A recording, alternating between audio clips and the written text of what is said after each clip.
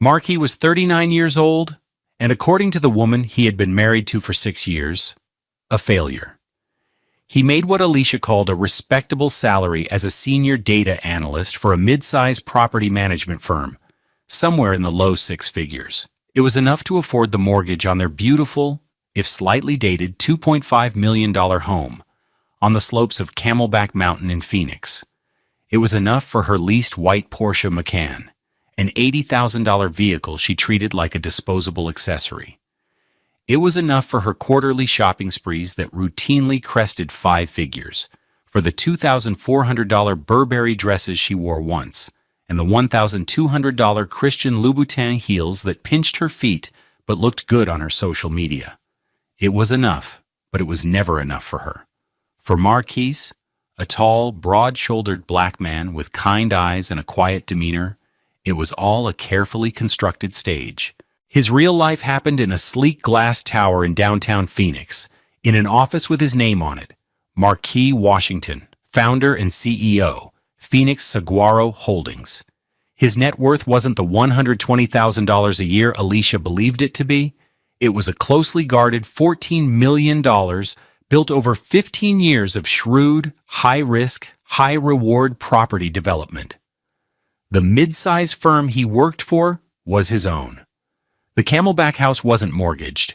It was one of dozens of properties Saguaro Holdings owned outright.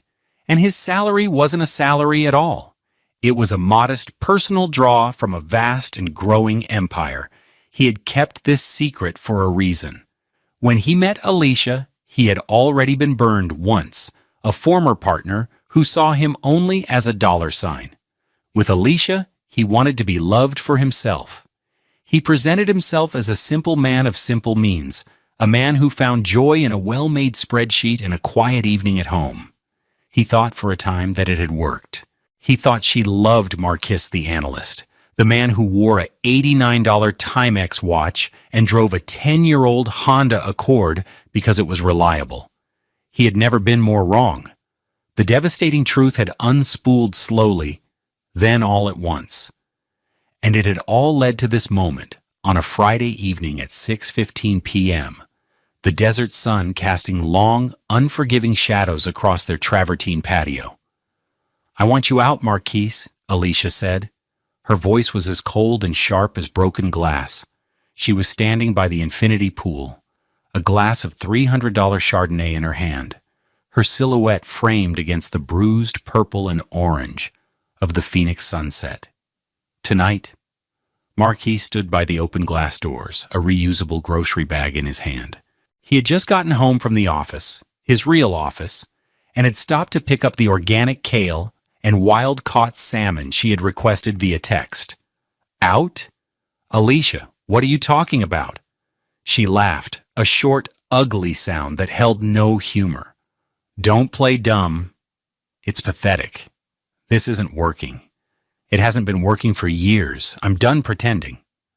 She took a delicate sip of her wine. "I've spoken to a lawyer. This house is in my name. We both know my father helped with the down payment. The courts will see that. You and your little analyst salary, you can't afford to fight me." She gestured vaguely at the opulent surroundings. "This is my life. You were just a placeholder." Every word was a perfectly calibrated dart designed to wound. She had no idea how wrong she was about every single fact, yet the intent was clear. This was the culmination of years of quiet contempt, of 1,000 tiny cuts. "So you want me to just leave?" "With what?" he asked, his voice deliberately soft, playing the part she had cast for him. She set her wine glass down on a marble-top table with a sharp click. "That's your problem. You have your clothes, your sad little car. I'm being generous by not having the locks changed already." She smirked, a cruel twist of her lips. "Good luck being homeless, Marquis." It was the line she had been waiting to deliver, the final crushing blow. He could see the triumph in her eyes. She saw him as a man with nothing, a man she was discarding like an old pair of shoes. The humiliation she intended for him was a thick, suffocating blanket, but underneath it, Marquis felt a strange, cold calm. He felt nothing. The love he'd once felt had been eroded long ago, replaced by a grim, patient resolve. He had known this day was coming. He had been planning for it for months. He slowly set the grocery bag on the kitchen island. He reached into the pocket of his simple navy blue slacks, the kind a data analyst would wear. His fingers closed around a cool, heavy piece of metal and plastic. It was not the key to his Honda Accord. He pulled it out and tossed it gently onto the $15,000 granite countertop. It landed with a solid, definitive thud. It was a fob, sleek and black, bearing the logo of a bespoke security firm that serviced only the most exclusive properties in Paradise Valley. Beside it, he placed a single, newly cut brass key. Alicia stared at the fob, her brow furrowed in confusion. "What's that?" Marquis looked at her, his expression unreadable. He had imagined this moment 100 times, and in every version, he was calm. He was still. He was in control. "Those," he said, his voice even and low, "are the keys to my house." She scoffed. "Your house? What are you talking about? You're going to a motel." "No," he said, "I'm going home." He paused, letting the silence stretch. "To my new home, the $4 million one, in Paradise Valley, the one I paid for in cash 3 weeks ago." He gestured to the key fob. "These are mine. As for you," he continued, his voice dropping even further, becoming devastatingly quiet, "you get yours. We have a prenuptial agreement, remember? You get half of all marital assets." He let that hang in the air for a beat. "Which amounts to half of the $12,450 in our joint checking account. Half of nothing." Her face, so full of smug satisfaction just moments before, went utterly white. The transformation was breathtaking. It was the face of a person watching her entire world dissolve into smoke right before her eyes. What does a person do when the reality they've built their entire life around is revealed to be a complete lie? If you've ever seen someone's world crumble in an instant, let us know in the comments what that moment of realization looked like. Marquis was about to find out. He didn't wait for her to speak. He turned, walked out the front door without a backward glance, and got into his waiting truck. Not the Honda, but the new black $95,000 Ford F-150 Raptor he'd parked down the street. He left the groceries on the counter. He left his old life behind. He was driving toward the sunset, toward a mansion with a view, toward his real life. And on Monday morning, his lawyer, David Chen, would file the papers. The facade was over. The consequences were just beginning. The facade had been a masterpiece of domestic normalcy, constructed over 6 years with meticulous, dollar-tag details. Their life in the Camelback house was a play, and Marquis had been both lead actor and unwitting producer, funding a production he was meant to be the villain of. The normalcy was what made the betrayal so profound. It was built in the quiet moments, in the space between heartbeats.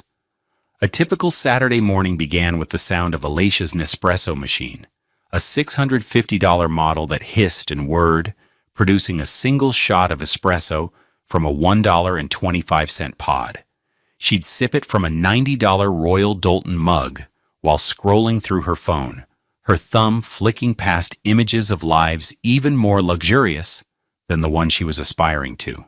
Marquis, meanwhile, would be making coffee in their old $45 Mr. Coffee drip machine, the kind he'd had since before they met. "Are you ever going to get rid of that hideous thing?" she'd ask, not looking up from her screen. "It's an eyesore. It makes the whole kitchen look cheap." "It makes good coffee," Marquis would reply, his voice gentle. He was wearing a faded Howard University sweatshirt and a pair of worn gray sweatpants.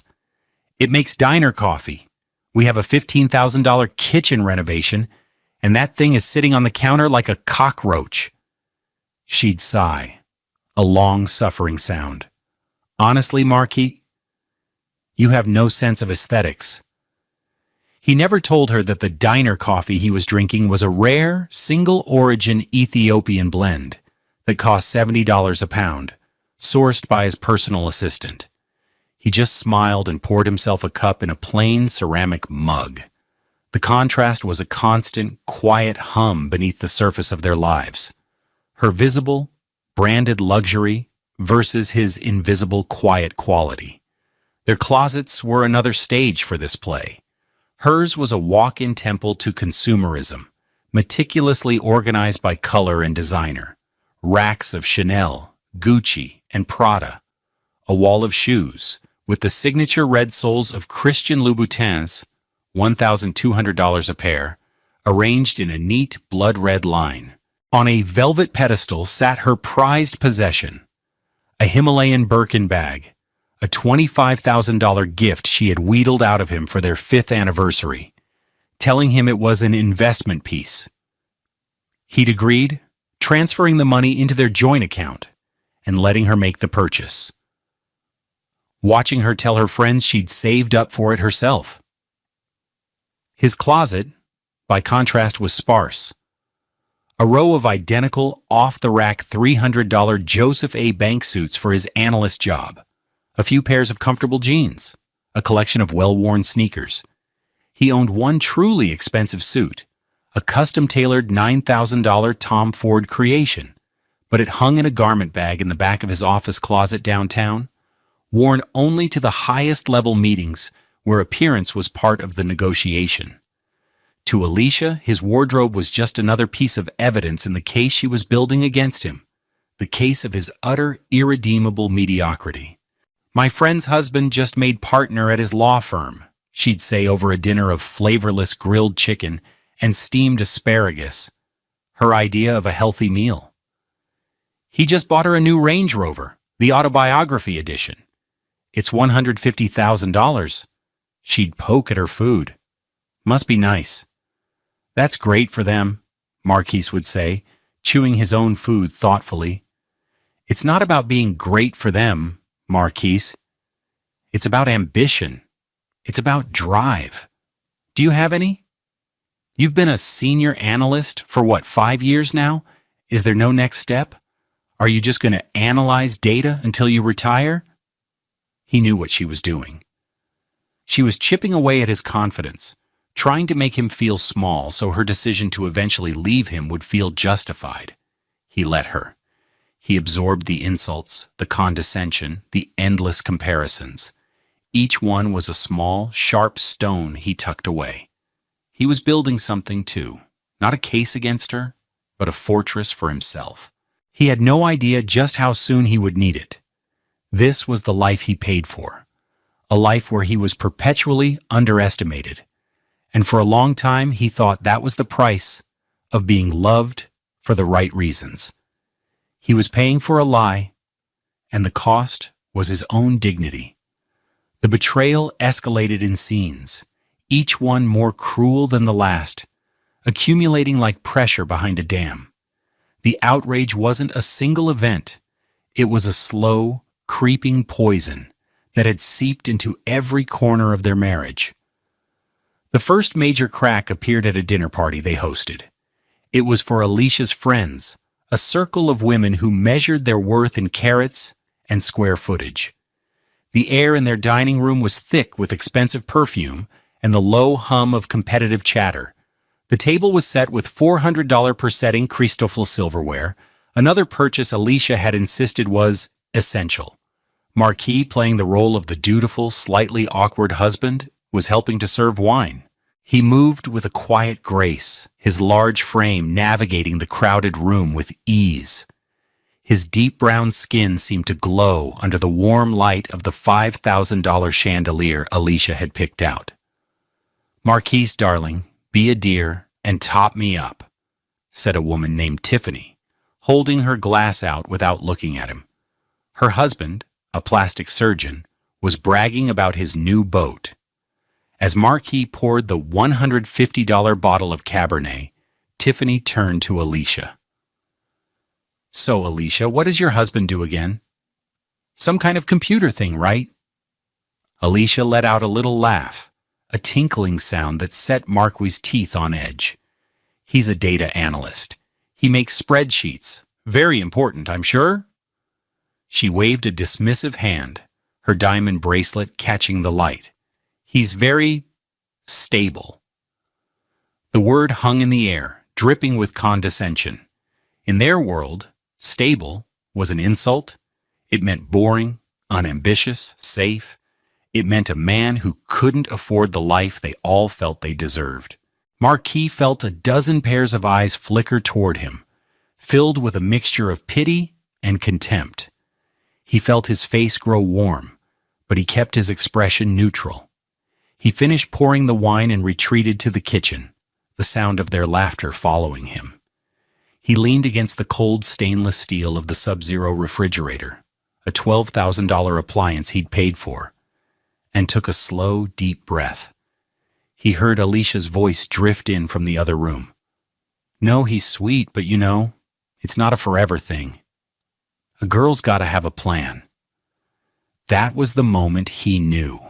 It wasn't just dissatisfaction, it was a strategy.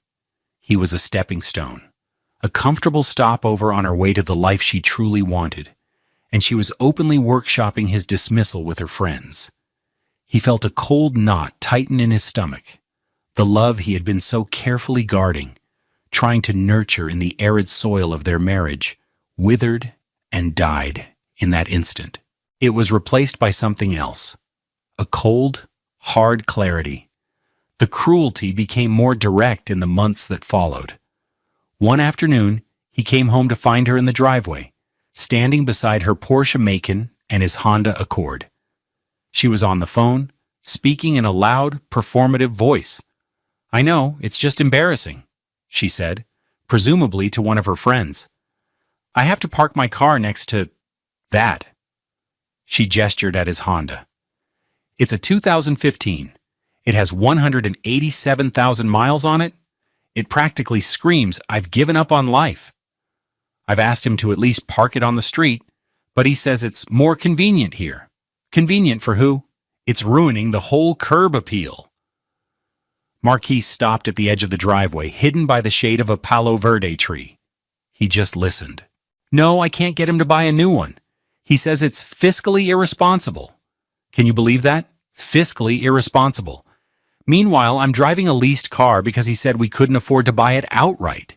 My God, I cannot wait to have my own garage, with my own cars in it. He backed away silently and walked around the block, his heart pounding a slow, heavy rhythm against his ribs. It wasn't about the car. It was about the public humiliation. She wanted him to hear it. She was turning up the pressure, trying to make him so miserable that he would be the one to leave, or to make her own eventual departure seem like an act of mercy. The final, most devastating scene before the end happened in their bedroom. He was reading in bed a biography of a city planner he admired. Alicia came in from her dressing room wearing a silk robe that probably cost more than his monthly car payment would have. She was holding a brochure for a real estate agency. "Look at this," she said, tossing it onto the bed. It was open to a spread of a massive, ultra-modern mansion in Paradise Valley. The price was listed at the bottom, $8.9 million. "It's nice," Marquis said, his eyes still on his book. "Nice? Marquis, it's spectacular. This is the kind of house I was born to live in." She sat on the edge of the bed, facing away from him. "I drove by it today. There's an open house next weekend. I think I'm going to go." "We can't afford a house like that, Alicia." She turned to him, her eyes flashing. "You can't afford a house like that. Don't lump me in with your financial limitations." She stood up and walked to the window, looking out at the glittering lights of the city. "My lawyer says that in a divorce, I'd be entitled to the primary residence, especially given my father's contribution. And with the equity in this place, she trailed off, a little smile playing on her lips. I'll be fine. More than fine. I'll be able to get a place like that. Maybe not that exact one, but something close. He put his book down. The dam of his patience was beginning to crack. And what about me? He asked, his voice dangerously quiet. She finally looked at him, and her expression was one of genuine, stunning indifference. It was the look you'd give a stranger on the street, a piece of furniture you were about to replace. You? She said, as if the thought had never occurred to her. I don't know, Marquis. You'll land on your feet. You're resourceful. You'll probably find a nice little one-bedroom apartment in Scottsdale, something you can actually afford. She said it with no malice. It was worse than malice. It was a simple statement of fact, as she saw it. He was an obstacle to be removed, a calculation in her plan. In her mind, his future was a settled matter, a small, sad footnote in the grand story of her life. He looked at the woman he had once loved, the woman he had built a secret life to protect himself from, and realized he was looking at a complete stranger. The outrage was no longer a dull ache.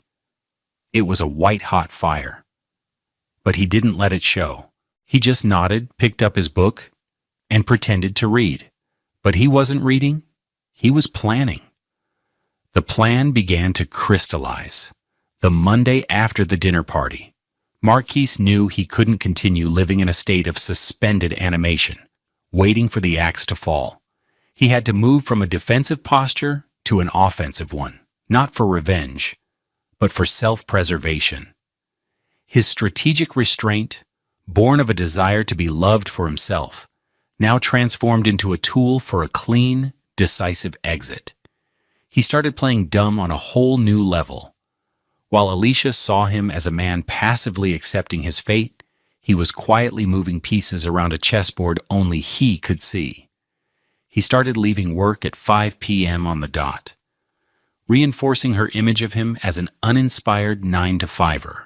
He'd come home, make dinner, and ask about her day, listening with feigned interest as she described lunches with friends at the $200 per person Toca Madera or her latest find at the luxury boutiques in Scottsdale Fashion Square. One evening, she came home glowing, having just put a deposit down on a custom-made sofa from Roche-Beaubois, a vibrant, artistic piece that cost $22,000. It's going to completely transform the living room, she announced, showing him a picture on her phone.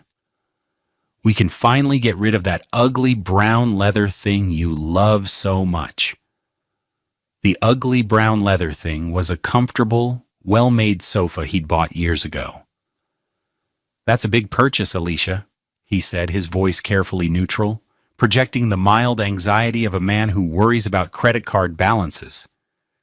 Did we budget for that? She rolled her eyes. Oh, please. Don't be so dramatic. I put it on the Amex. We'll pay it off. Or, it'll get sorted out later. The implication was clear. It would be his problem, a debt she would leave behind along with him. Okay, he said, nodding slowly. If you think it's best. He was the picture of a defeated husband. Inside, he was making a note.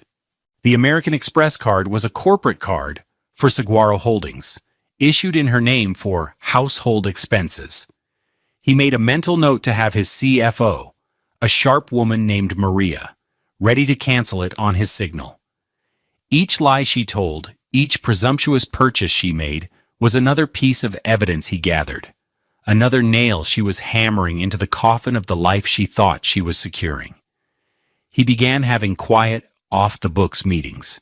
The first was with his lawyer, David Chen, a man whose unassuming demeanor belied a mind as sharp as a surgeon's scalpel. They met not in David's high-rise office, but in a small, nondescript coffee shop in a working-class neighborhood in Glendale, far from Alicia's usual haunts. David's billing rate was $1,500 an hour, but he was a friend first and he listened intently, his expression growing grimmer with each detail Marquise shared.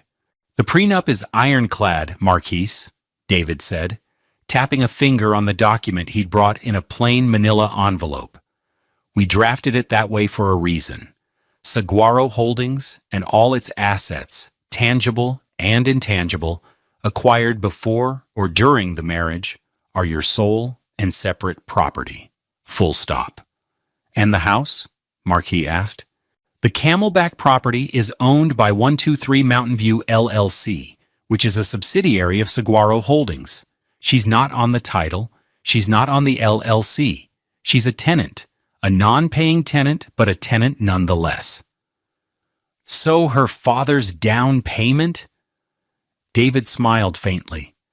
"You mean the $100,000 check he wrote to her as a wedding gift, which she then deposited into your joint account, which you then used as part of the operating capital to acquire the property through your own company? It's untraceable as a direct investment in the property itself. It's marital property that was spent. She has no claim." Marquis felt a wave of relief, followed by a pang of sadness for the man he had been 6 years ago, the man who had hoped this document would be nothing more than a forgotten piece of paper in a safe deposit box. "So what is she entitled to?" Marquis asked. "Half of all assets held in joint names, the joint checking account, the joint savings. That's it. And half of any debt accrued in both your names. But you've been too smart to have any of that." David leaned forward. "Marquise, she's going to walk away with next to nothing. You know that, right? This is going to be a shock." "I know," Marquis said quietly. "She's made her choices, David. I'm just accepting them." His next meeting was with a real estate agent, Imani, a vibrant black woman with a reputation for discretion and an encyclopedic knowledge of Paradise Valley. He told her what he was looking for: privacy, security, a view, and something that was the complete opposite of the life he was living. Something that was authentically his. "I want a fortress, Imani," he told her as they stood on a dusty lot with a half-finished structure on it, but one with a soul. She found it a week later. A stunning, single-story contemporary mansion nestled high on the north side of Mummy Mountain. It was all clean lines, glass walls, and warm, organic materials. It had an infinity pool that seemed to spill directly into the valley below, a state-of-the-art gym, a library with floor-to-ceiling walnut shelves, and a 4-car garage. The price was $4.2 million. The owner is a tech founder who has to relocate to Singapore. He wants a quick, quiet, all-cash sale, Imani said. He's motivated. Marquis walked through the empty rooms, the sound of his footsteps echoing in the vast space. He stood in front of the massive wall of glass in the great room, looking out at the panoramic view. In the distance, he could see the familiar silhouette of Camelback Mountain. He could see the very slope where his current house stood, a monument to a life that was not his own. From here it looked so small, so insignificant.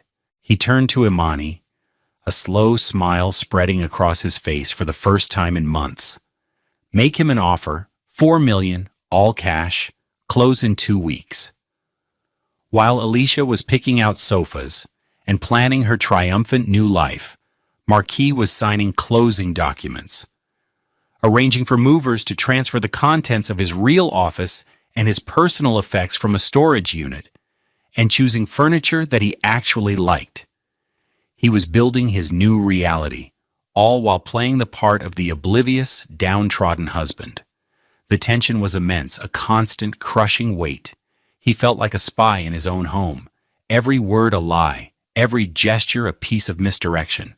But with each passing day, his resolve hardened. He was no longer a victim. He was a strategist. And his final move was just around the corner. The strategic planning phase was methodical and silent, a series of moves made in the shadows while his life in the light continued its charade. It was in these weeks that Marquis reclaimed his power, Not through confrontation, but through quiet, decisive action. His days were a study in duality. From 9 to 5, he was Marquis Washington, the data analyst, performing his role with a convincing air of weary competence. But before and after those hours, he was the CEO of Saguaro Holdings, orchestrating the end of one life and the beginning of another. His first call after meeting with his lawyer was to Maria, his CFO. They met in his real office, a corner suite on the 30th floor of the Saguaro Tower, with panoramic views of the entire valley. The office was a reflection of his true self, minimalist, functional, with an undercurrent of sophisticated taste. A large abstract painting by a local artist dominated one wall, its vibrant colors a stark contrast to the muted beiges of the Camelback house. "Maria," he said, getting straight to the point, "I need a full accounting of every expense Alicia has charged to the corporate Amex for the past 24 months. Maria, a woman in her 50s with sharp eyes and a no-nonsense attitude, didn't flinch. She'd been with Marquis since the beginning and knew more about his personal life than anyone. She simply nodded and tapped a few keys on her tablet. "I have it ready. I run the report weekly, just in case." She slid the tablet across the polished mahogany desk. Total comes to $482,119.67. That includes the lease on the Porsche, which is under the company's name. Marquis scanned the itemized list. Designer clothes, spa treatments, lavish dinners, a $15,000 donation to a charity gala, where she was photographed for the society pages, the $22,000 deposit for the Roche-Beaubois sofa. It was a document of breathtaking entitlement. "I'm going to be filing for divorce," he said, his voice flat. "The moment I give the word, I need you to do 3 things. 1. Cancel her card. 2. Initiate the repossession of the Porsche. The lease agreement is with the company. She has no claim to it. 3. Transfer all but $12,500 out of our joint checking account into a new sole signatory account for the company. The prenup entitles her to half of the marital assets, and that account is the only one." Maria's expression softened for a fraction of a second. "I'm sorry to hear that, Marquis, but I understand." She made a few notes. "Consider it done. You just give me the day and time." "It will be a Friday evening," Marquis said. "I'll text you." Next came the evidence compilation. David had advised him to document everything. Marquis started a private journal on a secure server. He logged the insults, the condescending remarks, the open discussions of her plans to leave him. He saved screenshots of her social media posts, where she flaunted a lifestyle far beyond the means of a data analyst's wife, often with captions like "living the life I deserve" or "manifesting my dream." He even made a recording. It was a desperate measure, one that felt distasteful. But David had insisted it might be necessary if she tried to contest the prenup by claiming emotional abuse or duress. One evening, she was particularly cruel. He had just come home, and she was furious that he had forgotten to pick up a specific brand of imported sparkling water she liked.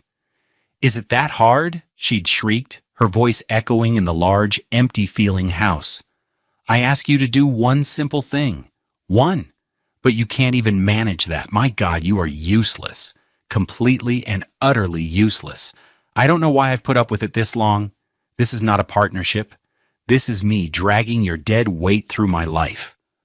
He had his phone in his pocket, its voice memo app silently recording. He didn't say a word. He just stood there and took it. Listening to the recording later that night in his car, the cold, venomous rage in her voice was even more shocking than it had been in person. He saved the file, labeled it Evidence Item 7, and hoped he would never have to use it. The final piece of his strategic plan was the most important: securing his new life.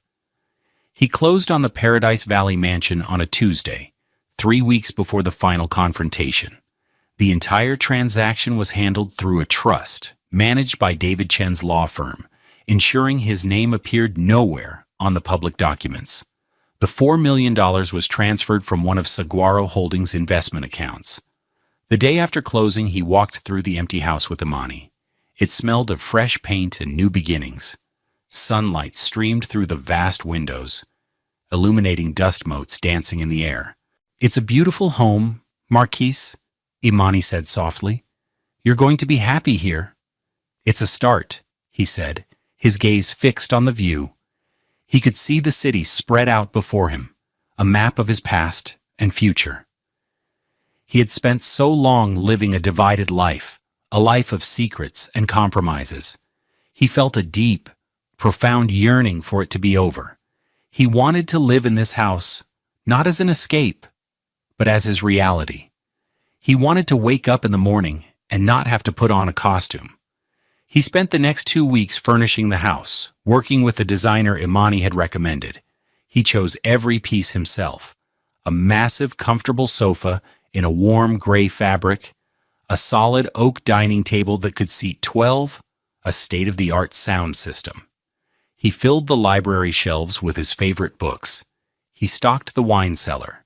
He had his Tom Ford suit and the rest of his real wardrobe moved from his office into the sprawling master closet. By the Thursday before the confrontation, it was done. The house was no longer an empty structure. It was a home. His home. That evening, he sat by the pool, the water glowing a serene blue, the stars beginning to appear in the vast desert sky. He held the sleek, heavy key fob in his hand. Everything was in place. All the pieces were on the board. He had absorbed the insults, endured the humiliation, and turned his pain into a meticulously executed plan. He felt no joy, no thirst for revenge. Just a grim, quiet satisfaction. He was ready. All he had to do was wait for her to make the final move. The discovery, when it came, was not a discovery for Marquis, but for Alicia. For him, it was the end of a long, painful chapter. For her, it was the sudden, shocking revelation that the book she thought she was writing had a completely different author. It was Friday, 6:03 p.m. The air was hot and still, the way it always is in Phoenix, before the sun finally gives up its fight. Marquis pulled his 10-year-old Honda Accord into the garage of the Camelback house for the last time. The sound of the engine shutting off felt final, definitive. He grabbed the reusable grocery bag from the passenger seat. Inside was the organic kale, the wild-caught salmon, and a bottle of the cheap Pinot Grigio she liked. It was the last prop for his last performance. He walked into the house through the garage entrance, into the laundry room. He could hear the faint strains of some vapid pop music coming from the patio. He walked through the kitchen, the cool marble under his feet, a familiar sensation he knew he would not feel again. And there she was. She was posed by the infinity pool, a vision in a white linen dress that had probably cost $800. Her deep brown skin was luminous against the fabric, her hair styled in elegant twists that framed her face. She was the picture of effortless wealth, a portrait she had carefully cultivated. She held a wine glass, her posture radiating a tense, excited energy. She was ready. "We need to talk," she said, her voice tight. Marquis feigned surprise. "Okay, I was just about to start dinner." He placed the grocery bag on the island. "Forget dinner," she snapped. "I'm not hungry." She turned to face him fully, and her carefully constructed mask of civility fell away, revealing the raw contempt beneath. "I want you out, Marquise. Tonight." The words, though expected, still landed with a thud. He watched her, studying her face. He saw the flicker of triumph in her eyes, the slight, cruel curl of her lip. She was enjoying this. This was her moment of victory. "Out? Alicia, what are you talking about?" he asked. His voice was calm, betraying none of the turmoil he had lived with for months. He had to play his part to the very end. Her laugh was a harsh, ugly bark. "Don't play dumb. It's pathetic. This isn't working. It hasn't been working for years. I'm done pretending." She took a deliberate, theatrical sip of her wine. "I've spoken to a lawyer. This house is in my name. We both know my father helped with the down payment. The courts will see that. You and your little analyst salary. You can't afford to fight me." He let the lies wash over him. The house wasn't in her name. Her father's gift had been absorbed and spent 6 years ago. His salary was a fiction. But he let her have her moment, let her lay all her cards on the table. "This is my life," she said, sweeping her arm to encompass the pool, the view, the house. "You were just a placeholder." "A placeholder," he repeated, the words tasting like ash in his mouth. "So you want me to just leave?" "With what?" he asked, sticking to the script he knew she expected. He needed to see how far she would push it. She set her glass down with a sharp click. The sound echoed in the sudden silence. "That's your problem. You have your clothes, your sad little car." She walked towards him, her eyes hard. She stopped a few feet away, her gaze sweeping over him, from his simple button-down shirt to his worn leather shoes. It was a look of pure dismissal. "I'm being generous by not having the locks changed already." She paused, saving her final, most venomous line for last. A smirk played on her lips. "Good luck being homeless, Marcus." There it was. The final outrage. The ultimate expression of her contempt. She saw him as nothing, a piece of trash, to be thrown out onto the street. And in that moment, all the pain, all the humiliation, all the cold fury he had suppressed for so long coalesced into a single point of absolute stillness. The actor left the stage. Marquis Washington, the CEO, the developer, the man who had built an empire from nothing, was all that remained. He didn't raise his voice. He didn't argue. He didn't defend himself. He simply looked at her, his eyes holding hers, and he let the silence stretch. He let her bask in her perceived victory for 5 long, agonizing seconds. He watched the smug certainty on her face, and he prepared to shatter it into 1,000,000 pieces. The discovery was all hers, and it was about to be brutal. The strike was not a thunderclap, but the silent, deadly slide of a guillotine blade.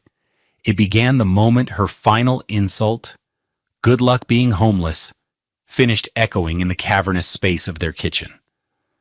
Marquis' posture didn't change. His expression remained a mask of calm. But something in the air shifted. The oppressive heat of her victory suddenly felt like a cold dread.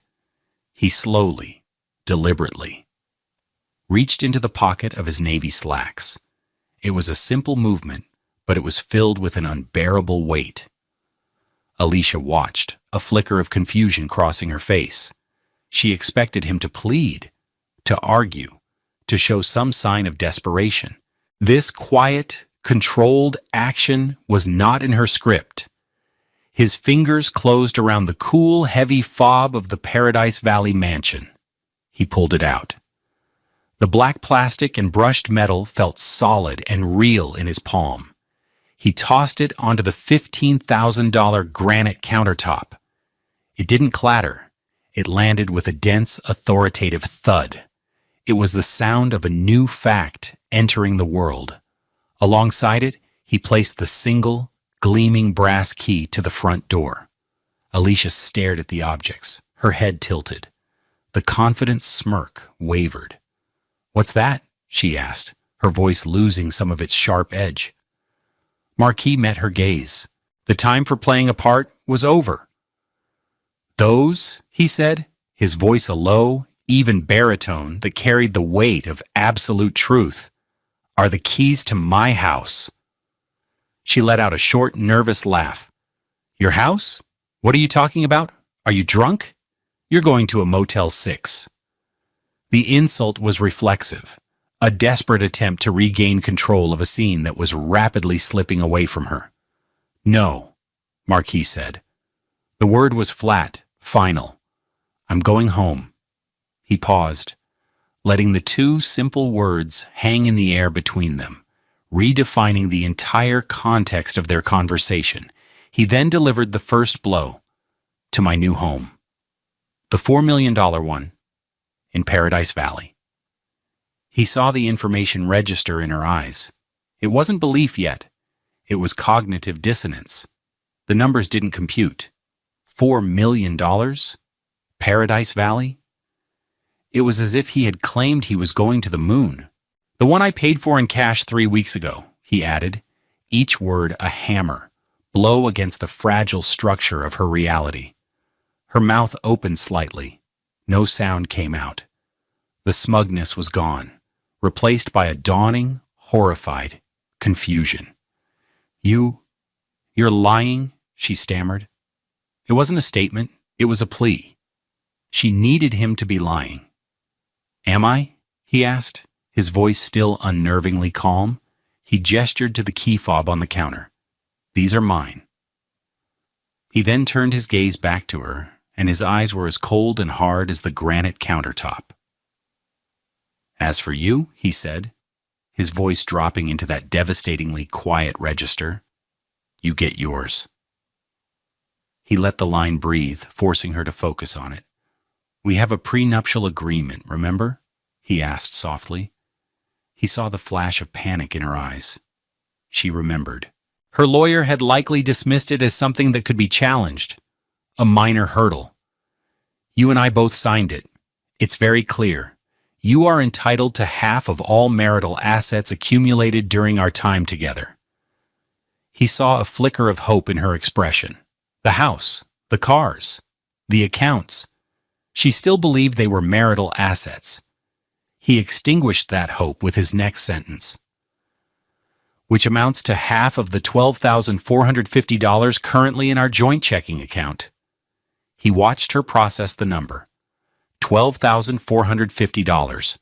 Half of that was $6,225. It wasn't enough to cover one of her shopping trips. It wasn't enough to cover a single month's lease payment on her Porsche. "What about the house?" she whispered, her voice hoarse. "My father, the down payment." "The house is owned by an LLC, which is owned by my company," Marquis stated, dismantling her reality brick by brick. "You are not on the title. You never were. The car you drive is leased by my company. The credit cards you use are corporate cards." He delivered the final crushing blow. "The prenup explicitly states that Phoenix Saguaro Holdings and all its assets are my sole and separate property. You agreed to that." "Phoenix Saguaro Holdings?" She repeated the name, her voice barely audible. The name meant nothing to her. It was just a random string of words. "My company," he said simply. "The one I own. The one you thought was just some mid-size firm I worked for as an analyst." The full, catastrophic truth finally crashed down upon her. The blood drained from her face. Her carefully constructed tan seemed to turn a sickly, ashen gray. Her hands began to tremble. This wasn't just a divorce. This was an annihilation.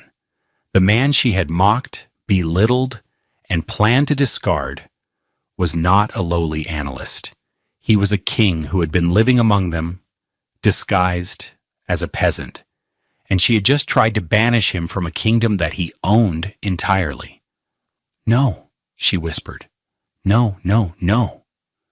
Marquis felt a pang, not of pity, but of a deep, profound sadness for the waste of it all. The years they had lost, the love that had been a mirage. But he did not waver. He took his phone out of his pocket and sent a single, pre-written text to his CFO, Maria. It said, "Now." Miles away, Maria hit 3 buttons. The corporate American Express card in Alicia's $8,000 Chanel wallet was instantly declined.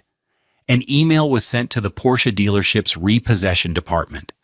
A wire transfer for millions of dollars moved. leaving exactly $12,450 behind. Marquis put his phone back in his pocket. He looked at the woman who was now, for all intents and purposes, a stranger. Her face was a mask of pure horror. He turned and walked away, leaving the keys to his new life on the counter of his old one. He didn't run. He walked with the steady, unhurried pace of a man who knows exactly where he is going. He heard a choked sob behind him, then a scream of pure, impotent rage. He didn't look back. He walked out the front door, down the stone pathway, and past her white Porsche Macan, a beautiful, expensive cage she was about to be evicted from. He got into his black Ford Raptor, parked just down the street, its powerful engine rumbling to life with a satisfying growl. He pulled away from the curb, leaving the house on Camelback Mountain behind for good. As he drove, his phone began to ring. It was her. He ignored it. A text came through, then another, then a flood of them. The voicemail icon appeared. He didn't look. He just drove, the setting sun in his rearview mirror, his face set like stone, heading toward the quiet, waiting sanctuary of his new home in Paradise Valley. The strike was over. The fallout was just beginning. The consequences cascaded, not in a single tidal wave, but in a series of precise, devastating blows that dismantled Alicia's life piece by piece. For Marquise, the weekend was one of serene, quiet unpacking. For Alicia, it was a slow-motion collapse. Consequence 1. The immediate financial freeze. Friday, 6:47 p.m. After Marquise left, Alicia, in a blind panic, grabbed her purse and ran to her Porsche. Her first instinct was to flee, to go somewhere expensive and comforting. She drove to the nearest high-end bar at the Biltmore, ordered a $45 glass of champagne, and tried to pay with her Amex. The card was declined. She tried it again. Declined. The bartender looked at her with a mixture of pity and suspicion. Flushed with shame, she fumbled for her debit card, the one linked to their joint account. It worked, but the tiny act of using it instead of the prestigious black card felt like a profound demotion. She left the bar, the champagne untouched, a cold knot of dread tightening in her stomach. Consequence 2. The voicemail and text escalation. All weekend, her messages painted a portrait of a mind unraveling. Friday, 7:10 p.m. Voicemail. Marquise, pick up the phone. This is insane. You can't just do this. That was a joke, what I said. A joke. Call me back right now. Tone. Angry. Demanding. Friday, 9:30 p.m. Text. My card was declined. Did you do that? Turn it back on. This isn't funny. Saturday, 11 a.m. Voicemail. Okay, I get it. You're mad. You have a right to be. I was cruel. I'm sorry. But turning off my cards, taking everything? Marquise, you can't be that person. You're a good man, the man I married. Please, just come home. We can talk about this. Tone, pleading, manipulative. Saturday, 4 p.m. Text. Where are you? Are you really in some mansion? I don't believe you. You're trying to scare me. It's working. Please just call me. Sunday, 2:15 p.m. Voicemail crying. I drove by the house, the real estate listing, the one I showed you. It says sold. Was that you? Oh my God, what have I done? Marquis, I love you. I've always loved you. I was just scared, insecure. Please, please don't do this to me, to us. Tone, desperate, hysterical. Marquis listened to them once, his face impassive, then forwarded the audio files to his lawyer, David. Each message was another confirmation that he had made the only possible choice. Consequence 3. The legal reality, Monday, 9 a.m. A sleek black sedan pulled up to the Camelback house. A courier delivered a thick envelope. Inside were the divorce papers, filed that morning in Maricopa County Superior Court. The petition was simple, citing irreconcilable differences. Attached was a copy of the prenuptial agreement. Alicia spent the morning on the phone, frantically calling divorce attorneys. The first three she spoke to, all top-tier lawyers in Scottsdale, gave her the same grim prognosis after she emailed them the prenup. "This is ironclad," one told her, his voice devoid of sympathy. "It was drafted by a top firm. Your husband's assets are completely shielded. You can try to fight it, but you'll be spending your settlement money on legal fees, and you will lose." Her settlement, $6,225. Consequence 4. The humiliation of repossession. Tuesday, 11:30 a.m. Alicia was in the living room, surrounded by packing boxes she hadn't touched, when the doorbell rang. It was two men in polo shirts with the logo of a tow company. "Ma'am, we're here for the Porsche Macan," the lead man said, holding a clipboard. "The lease is in default." "Default? That's impossible," she stammered. "Lease is held by Saguaro Holdings. They terminated the agreement. We just need the keys, ma'am." Her neighbors were outside, walking their dogs, watering their plants. They watched as Alicia, her face a mask of shame, handed over the keys.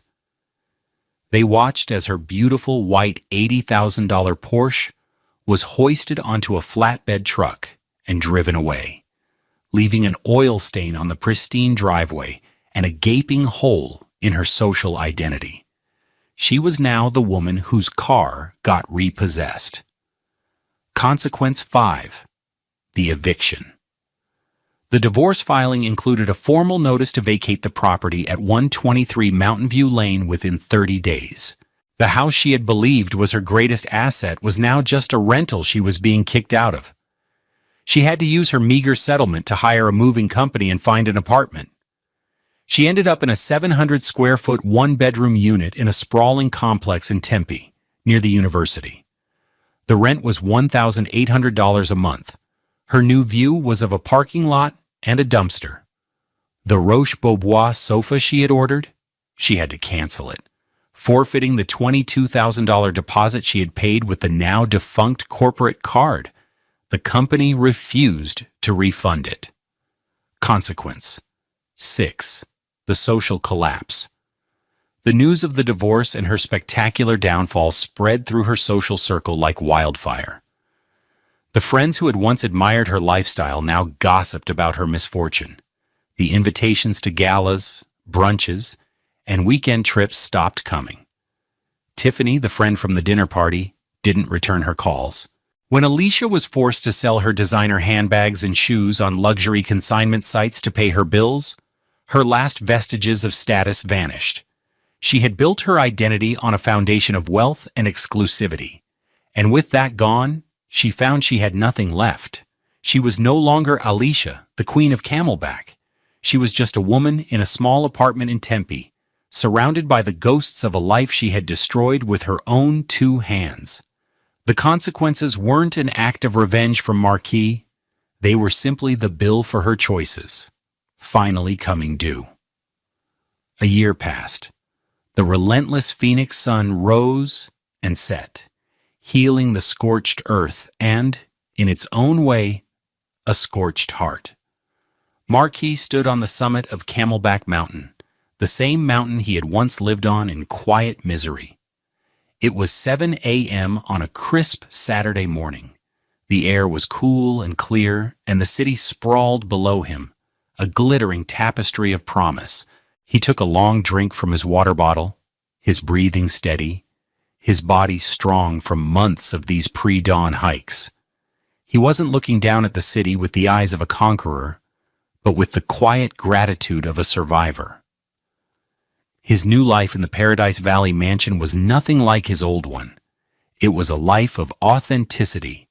The silence in the house was not the heavy, oppressive silence of an unhappy marriage, but the peaceful, restorative silence of a sanctuary. He had friends over for barbecues by the pool, real friends who had known him for years, friends who had seen him through the worst of it. They drank cheap beer and expensive whiskey, and their laughter echoed in the open spaces. They talked about business, about life, about everything and nothing. They never once asked what his house cost. He had thrown himself into his work at Saguaro Holdings, not as an escape, but with a renewed sense of purpose. The company was thriving, breaking ground on a new $50 million sustainable community development in North Scottsdale. But the success felt different now. It wasn't a secret to be guarded, but a resource to be shared. 6 months after the divorce was finalized, he launched the Saguaro Fellowship. It was a mentorship program for aspiring Black and minority real estate brokers and developers from underprivileged backgrounds in Phoenix. He took on an inaugural class of 10 fellows, giving them office space, a salary, and most importantly, his time. He taught them everything he knew: how to analyze a deal, how to negotiate, how to build a network. He taught them the things no one had taught him. He saw his own hunger, his own drive, reflected in their young, eager faces. His office, the real one in the glass tower, was now a vibrant, collaborative space. The fellows were there every day, their energy infectious. One of them, a brilliant 22-year-old woman named Kayla, had a particular talent for architectural design. She would often leave little sketches on his desk, ideas for community gardens or public spaces in their new developments. One afternoon, he came back to his desk to find a small, framed drawing. It was a simple, charcoal sketch of his house in Paradise Valley. But in the foreground, it wasn't just him. It was a group of people, the fellows, all standing with him, laughing. In the sky above, Kayla had drawn a massive, smiling saguaro cactus, its arms outstretched as if to embrace them all. At the bottom, she had written in neat script, "Home isn't a place, it's a purpose. Thank you, Marquis." He picked up the frame, his fingers tracing the lines of the drawing. His throat felt tight. This was worth more than the $4 million he'd paid for the house. This was real wealth. This was the return on an investment in people. He had one final encounter with Alicia. It was 6 months ago. His lawyer, David, had called him. Alicia had been trying to get his address, claiming she needed to send him something. David had refused. A week later, she had simply shown up at the Saguaro Holdings office tower. The front desk security, following protocol, had called up to him. He agreed to see her, asking them to show her to a small, neutral conference room on the ground floor. He walked in and saw a woman he barely recognized. The designer clothes were gone, replaced by simple, generic jeans and a t-shirt. Her hair was pulled back in a simple ponytail. She looked smaller, diminished. "Marquise?" she said, her voice quiet. "Thank you for seeing me." "Alicia," he said, nodding. He remained standing. I just wanted to apologize," she said, her eyes fixed on the table. "For everything. For how I treated you. For what I said. You were right. I built my whole life on things that didn't matter, on showing off. And when it was all gone, I realized I had nothing. No real friends, no purpose." She finally looked up at him, her eyes shining with unshed tears. "I'm in therapy. I'm working at a coffee shop. I'm starting over. And I'm sorry. I truly am." Marquis listened. He didn't feel anger. He didn't feel triumph. He felt a distant, quiet sadness. He thought of the years wasted, the potential for a real partnership that had been squandered on her vanity and his fear. "I accept your apology, Alicia," he said, and he meant it. Forgiving her wasn't for her benefit, it was for his. It was the final act of letting go, of releasing the last ghost from his new home. "I wish you peace." He turned and walked out of the conference room without looking back. Now standing on the mountain, he looked toward the east, where the sun was climbing higher, bathing the valley in a clean, golden light. He thought about that child's drawing, or rather the young woman's drawing, sitting on his desk. He finally understood. For years, he had tried to buy love by hiding his wealth, and Alicia had tried to build a life by chasing it. They were both wrong. True wealth isn't about the price tag on your house or the brand of your car. It's not something you can hide or flaunt. Real wealth is purpose. It's the people you invest in. It's the community you build. It's the quiet satisfaction of knowing you are living a life that is authentically, unapologetically your own. It's the freedom to stand on top of a mountain, look at the world you helped build, and feel not pride, but peace. We all build our lives around what we value. Some of us chase illusions, while others build legacies. What do you believe is the foundation of a truly wealthy life? Share your thoughts in the comments below, and let's continue this conversation about what truly matters.